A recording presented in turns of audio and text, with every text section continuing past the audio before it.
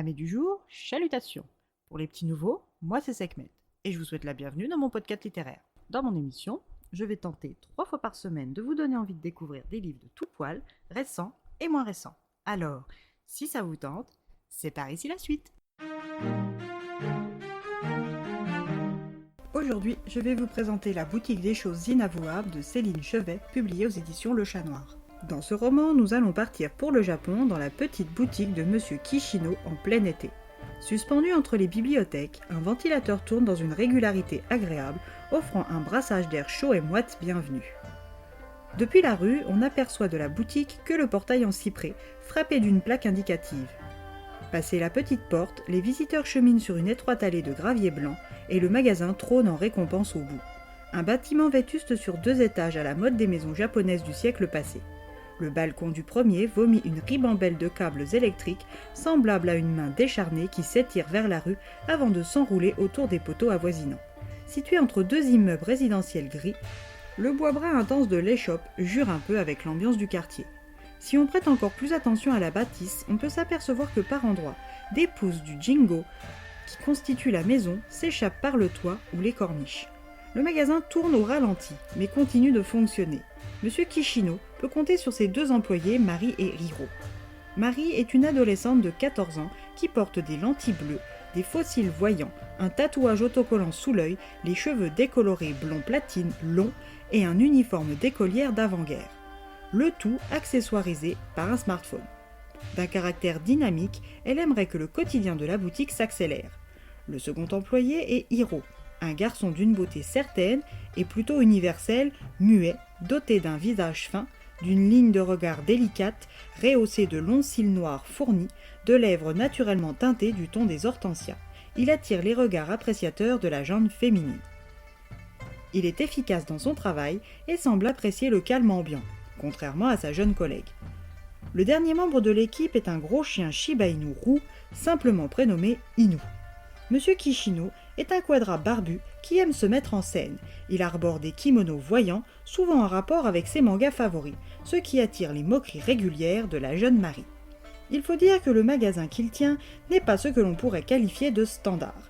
Dans son commerce, les dieux, les esprits et les démons entendent et répondent aux prières silencieuses des clients. Si vous acceptez de payer le prix, toutes vos prières seront exaucées.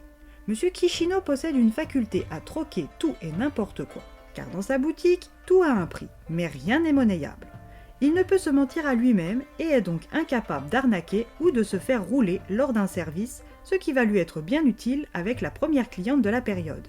Cette femme d'une 30aine d'années au visage ordinaire porte son envie meurtrière sur ses traits.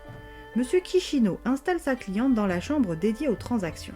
Dépourvue de fioritures, la pièce respecte les codes des salons japonais traditionnels avec une table basse en bois, 2 coussins de coton installés en vis-à-vis et une alcôve décorée. Comme entrée en matière, la femme montre une photo d'elle accompagnée d'une jolie jeune femme aux yeux noirs, aux lèvres souriantes roses, sa demi-sœur. Elle passe ensuite à la photo d'un homme, son époux. Ils se connaissent depuis l'université et bien qu'elle n'était pas son idéal féminin, elle a su le conquérir par ses qualités. Après quelques années de mariage, son mari et sa demi-sœur ont eu une liaison. Quand elle a appris la trahison de sa sœur, son amie, sa confidente, elle n'a plus souhaité qu'une chose, sa mort. Et pour l'obtenir, elle est prête à y mettre le prix. Monsieur Kishino réfléchit à la valeur de cette transaction et l'estime. Une fois décidé, il demande à Marie d'aller chercher la jolie petite boîte sur laquelle elle lorgne au sous-sol. En échange de l'avis de la demi-sœur de la cliente, il veut le pardon qu'elle pourrait s'accorder pour cet acte de vengeance. Déterminée, elle accepte, même si elle ignore encore la façon dont Monsieur Kishino et sa boutique comptent honorer leur part. Jusqu'à présent, l'arbre de vie, l'arbre sacré de la longévité, l'arbre des équilibres, l'arbre pondeur n'a jamais failli, et ce n'est pas aujourd'hui qu'il va commencer. Et au final, ce n'est pas Teruo Miyamoto qui va s'en plaindre, même si l'exploitation d'une collégienne le révolte en tant que père et policier. Ses pas l'ont amené à traverser l'engawa de la boutique, car au fond de son cœur, de père, une prière silencieuse se terre. Sa fille est gravement malade, et seul un miracle ou un pacte avec un démon pourrait la sauver. Sans le savoir, il a frappé à la bonne porte. Maintenant, possède-t-il quelque chose qui a suffisamment de valeur aux yeux de Monsieur Kishino pour se voir offrir une proposition? La jeune Kimiko est une exception dans le quotidien de la boutique. Elle est une cliente régulière qui vend ses cauchemars au magasin en échange d'informations sur son passé. Elle a perdu la mémoire et la capacité à ressentir suite à un événement traumatique. Cette étudiante est capable d'appréhender le monde mystique. Elle fait le lien entre le monde tangible et le monde fantastique auquel la boutique et ses employés appartiennent. Chez elle, sa mère alcoolique lui souffle le chaud et le froid, et son père passe son temps au travail. Son absence de ressenti est une petite bénédiction, mais la récurrence de ses cauchemars perturbe ses nuits et attise sa curiosité. À force de vendre ses mauvais rêves, elle arrivera peut-être à reconstituer le puzzle de sa vie. Tout comme leur fidèle Kumiko, Marie Hiro et Monsieur Kishino ont tous un passé compliqué.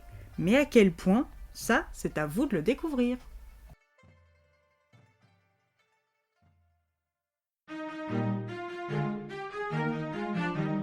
Des personnages qui ont tous une histoire plus ou moins imbriquée à celle des autres et qu'il est intéressant de démêler tout au long du roman jusqu'à avoir le fin mot de l'histoire. Et bien voilà, j'en ai fini pour aujourd'hui. J'espère que cet épisode vous aura plu et vous aura donné des nouvelles idées de lecture.